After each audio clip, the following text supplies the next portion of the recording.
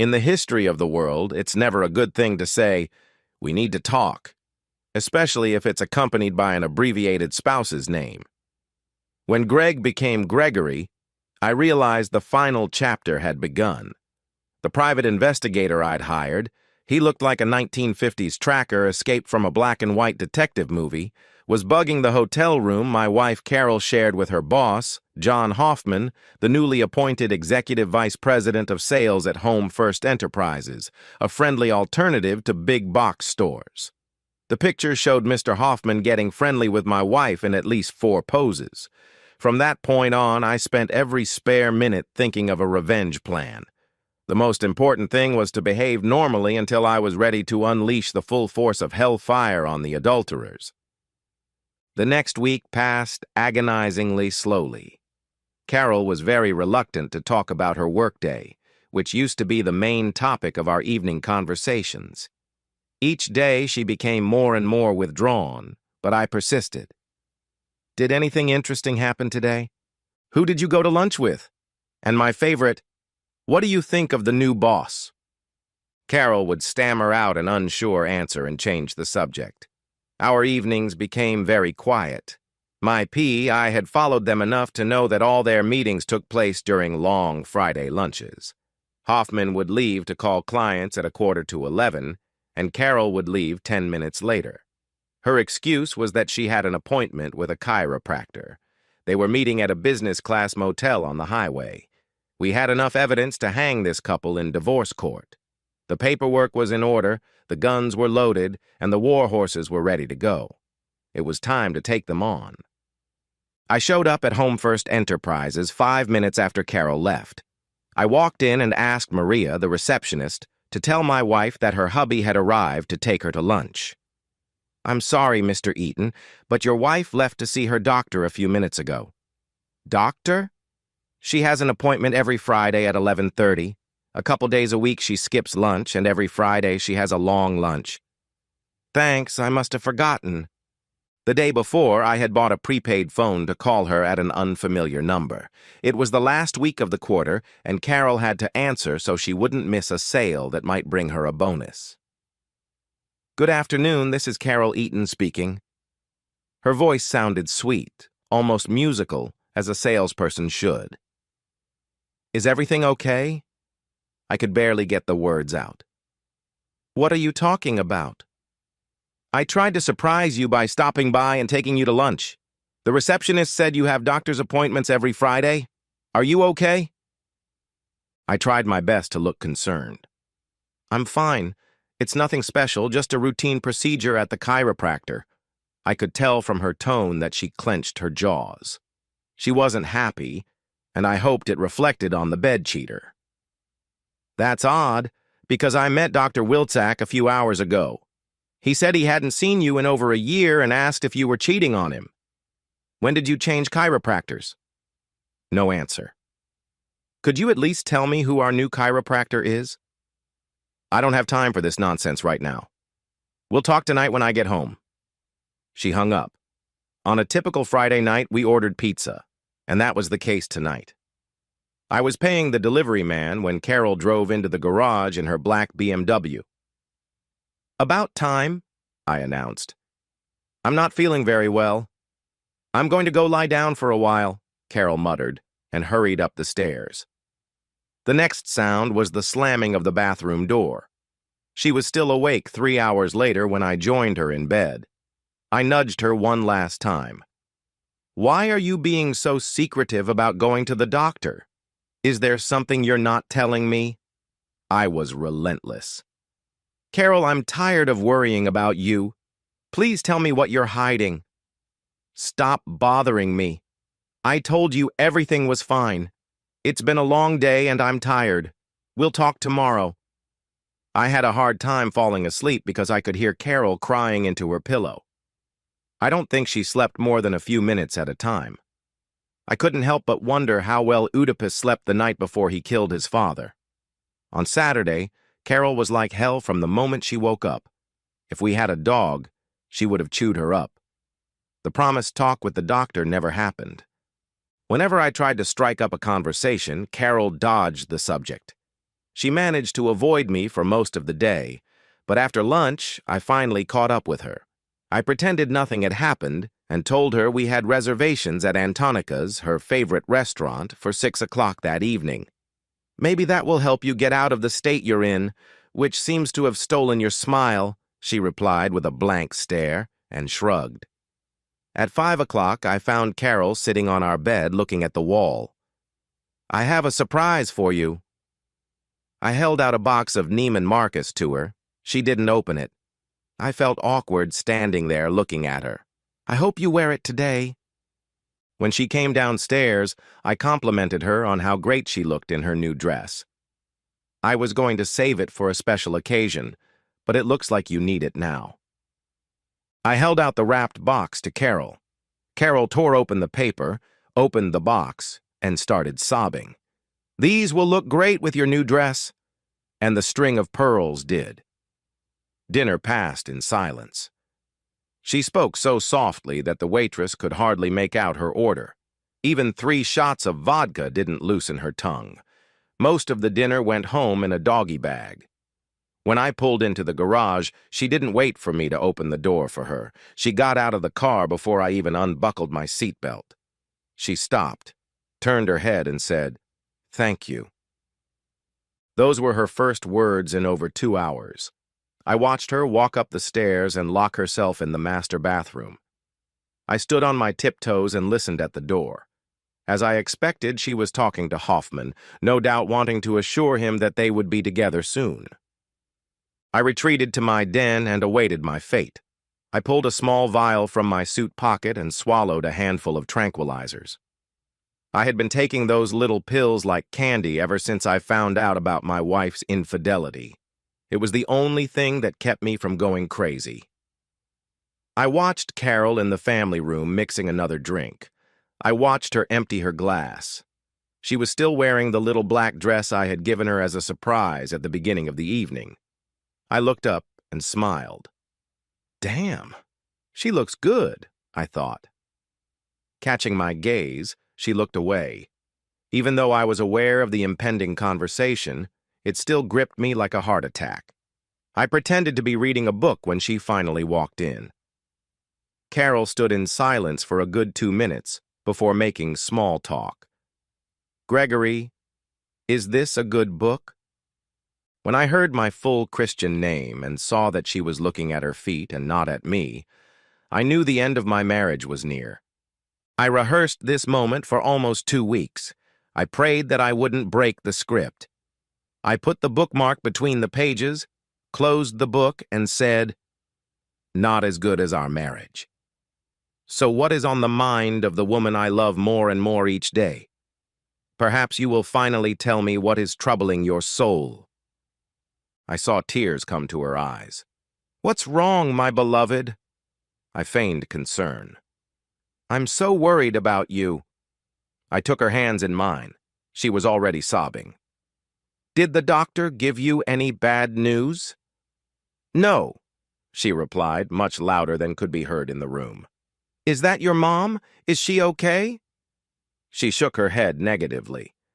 "Your dad, he's—" My words were cut short. She shook her head again. I'm fine. No, it's something else." "Oh." I stood up, pulled a matching chair out from under the octagon-shaped chess table, and motioned for my wife to sit down. As soon as she sat down, I said, "I'll be right back." "Where are you going?" She looked puzzled. "I'll only be a couple minutes late. I need to get something upstairs." I pulled an attaché case and a laptop out of the safe in my office. Carol was sitting at her desk with her hands folded in her lap when I returned. Her eyes were red and puffy. Without saying a word, I set the bag on the floor next to the chair and then flicked the pieces off the chessboard. They bounced off the wooden floor with a clatter. Carol watched with a confused expression on her face. Then I sat down across from her, opened the computer, and started typing. "What are you doing?" I put my finger to my lips and said, "Shh, almost done." The quiet clicking of keys and her labored breathing were the only sounds in the room. After a couple minutes, I closed the laptop and announced, "All done." "So, my loving wife, what is weighing so heavily on your mind?" "I'm having a really hard time getting started." She began to cry even harder, and I held out a handkerchief to her. Finally, she managed to whisper, Yeah, I don't want to hurt you. You've been the perfect husband." I remained silent. "Yeah, Gregory, you know I love you, and I love you." I took her hands in mine and squeezed them. "That's what makes this so hard? To say you love me? No, it's just, Gregory, I love you, but I'm not in love with you anymore. And I said that." Carol buried her face in her palms and muttered, "I don't know how it happened. It almost killed me, but I held my tongue." I watched her lower her head shamefully. Finally, Carol broke the silence. "We've been together since freshman year of high school. It's always been Greg and Carol. I need some time to be me and not our other half. So you don't love me anymore because our friends look at us and see what I thought was a happily married couple." "No, you're confusing my words. You said you don't love me anymore. You're going to have to do a much better job of explaining what you're talking about. You can't understand.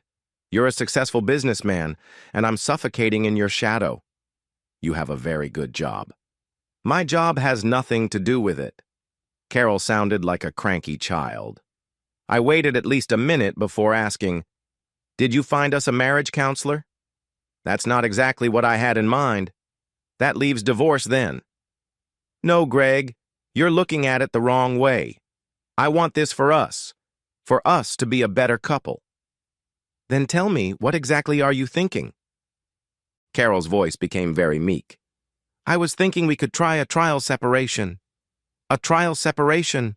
My voice filled the room. Carol leaned back in her chair. "Wait, let me explain." I clenched my fists. "Please explain." "Amy from work and her husband had a similar problem." I interrupted. "What kind of problem?" "I told you. She lost her identity. Isn't that the idea of marriage? Two become one. Gregory, and how long will this little experiment of yours last?" "Amy said they started dating again after a couple months and are thinking about getting back together." "Dating? While you're on vacation, are you going to date? Or have you already found someone?" "Number, I told you I love you. I'm not looking for a replacement for you. I just need to be alone to be myself." "That doesn't answer my question. And where are you going to live after you move out?" A long silence followed. "I was hoping you'd get an apartment somewhere nearby. It's much safer for a man to live alone than a woman." I laughed. "That's never going to happen. Not now, not ever." "Please, Gregory, don't be so unreasonable. I'm trying to make our marriage stronger," I growled. "Stronger if you renege on your commitment. Stronger if you renege on your promises, for better and for worse, in sickness and in health. Stop me if any of this sounds familiar to you." "Oh, Gregory, you're looking at this the wrong way.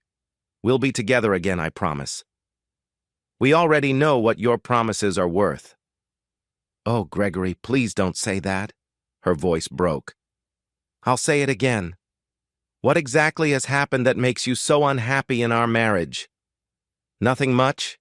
Just a lot of little things like going to the country club and having the valet address me as Mrs. Eaton." "You're upset because the country club you just joined has manners to match a minimum wage valet." "No, it's not just that. It's 100 little things I can't remember." She paused, waiting for an answer, which I never got. "Oh, Gregory, I can't tell you why it happened. It just happened." For a long time, neither of us uttered a word. Finally, I broke the silence by undoing 2 clasps on my briefcase. I pulled out 2 folders of legal documents and placed them on the table. Then I opened my laptop and called up a picture. "So that's why this happened?" I turned the screen so that Carol could see a picture of her walking hand in hand with her lover into a business-class hotel. The next picture showed my unfaithful wife breaking our wedding vows. Every 30 seconds, a new photo appeared. Her face lost color. She fainted and collapsed in her chair. I waited a few minutes, then brought Carol a glass of ice water and helped her take a sip. She looked confused and frightened as each new picture appeared. She turned away. Her voice trembled. "How long have you known?" "You mean, how long have I known that the woman who swore before God and men to forsake all others betrayed me? Long enough to have prepared this?" I laid a copy of the dissolution of marriage document in front of her. Carol was confused. "You cheated. Our marriage is over. Sign this, and I can move on with my life." She clutched at the document as if trying to strangle it. I could see her lips moving as she read the statement, which listed adultery as the reason. Attached to the statement were 24 color photographs labeled Evidence B. When Carol got to them, she screamed, "Oh, God, no!" She began pounding her fists on the table while wailing something unintelligible. I took no pleasure in watching the only woman I had ever loved realize that she had separated Greg and Carol forever.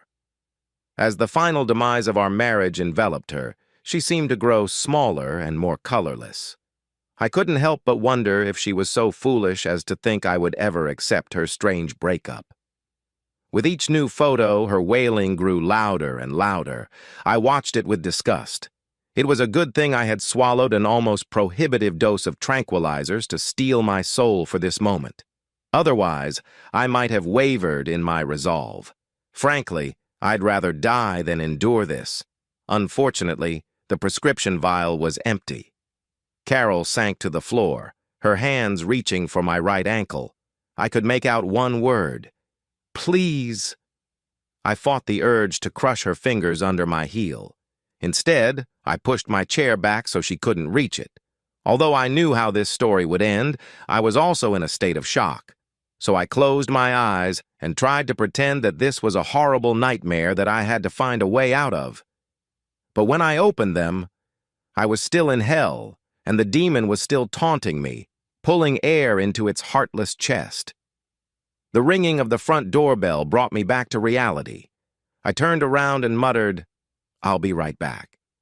2 men entered the foyer carrying boxes. We talked for a while, and then they headed toward the overflowing closet in the master bedroom. It had cost a tidy sum to hire 2 movers to pack all of my wife's clothes and personal belongings, but it was worth every penny. Carol raised her head and managed to squeak out, "Who are they?" "If you refer to document A, our prenuptial agreement states that if you are unfaithful, you lose everything, including this house." So, to answer your question, they're from Reliable Moving and Storage. They will pack all of your belongings. I rented a mini storage unit near where you work and paid for the first and last month's rent. You'll be out of here as early as today. Carol groaned. I can't believe this is happening. She curled up in a ball and sobbed. What did you expect when you slept with your boss? Oh, Greg. I thought. I didn't. Can I at least explain? It doesn't matter. You're a liar and a cheat. Now, you should know a couple things. The lease on your BMW is in the company's name. I took the keys out of your purse because they will pick it up in the morning. You will also find that all of your credit cards have been canceled. Your cell phone will be disconnected first thing in the morning. In addition, your name has been removed from all of our checking and savings accounts. And you will never have to worry about anyone at the country club treating you with respect again. My cell phone rang. I looked at the caller ID and answered it. All set? A moment later, I answered, Thank you. I'll look forward to your report. I thought you might be interested to know that your boyfriend's wife, who is 8 months pregnant, kicked him out when my private investigator gave her copies of these photos. I turned the monitor so she could see another debauchery. I told you he was a player when I first met him. You replied that I was stupid. Stupid. That word is seared into my soul. 2 weeks later, he was sleeping with you. 2 weeks. You lasted 2 whole weeks before... There was no need to finish the sentence. I know his wife vowed to divorce him if he cheated again. Oh, he forgot to mention that you're the third girl she's caught him with, so he's all yours. I guess you won't have to worry about the perils of single life. I wish you a happy life together, until he cheats on you too. Carol's cell phone rang. Let me guess. Your lover is calling to give you some good news. He's all yours. I grabbed the phone off the coffee table and smashed it on the floor. The ringing stopped. Carol's face contorted into a grotesque mask. I could see the terror in her eyes. You've thought this through, haven't you? You know what? I've thought a lot of things through. Tomorrow morning, my attorney will visit your employer.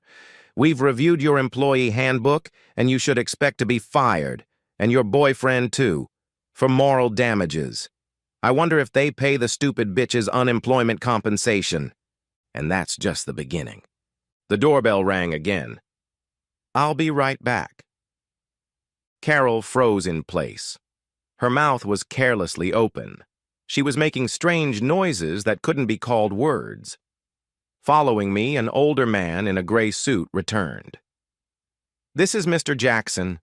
Mr. Jackson is the notary who will notarize your signature on the divorce papers. We'll have the movers witness it. She finally managed to ask the obvious question. What happens if I refuse to sign? Then I'll hit the send button and everyone you know, family, friends, co-workers, everyone at church, women at the club, everyone I can find who ever knew you will get an email overflowing with pictures of you cheating. There are even a couple short videos. Is there anything I can say to make you change your mind? You've been sleeping with your boss for at least 6 weeks now, and you tried to talk me into moving out of our house so you could sleep with him in our bed. I know you're not stupid enough to think I'd keep a lying harlot as my wife. Carol looked like a blank nothing.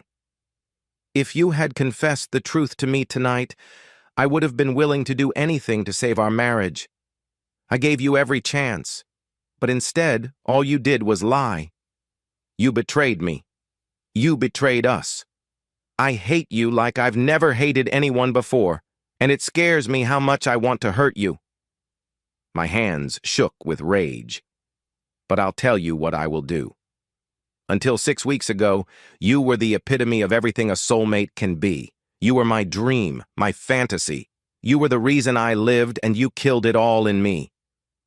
In our state, it's a no-fault divorce. I have a second set of papers that state the vague grounds for divorce. Irreconcilable differences. Sign now and get out of my house before I lose control of myself, and I promise I won't tell anyone the truth. Thank you. That's more than I deserve. 5 minutes later, her signature was double-witnessed and sealed, and the first half of my life was over. Carol looked stunned as she stood at the end of the driveway waiting for a cab to take her to the business-class motel on the highway. I had reserved a regular room for her. I wondered if she would see the humor in it. It's been 2 years. I still haven't broken my promise or told anyone anything until now.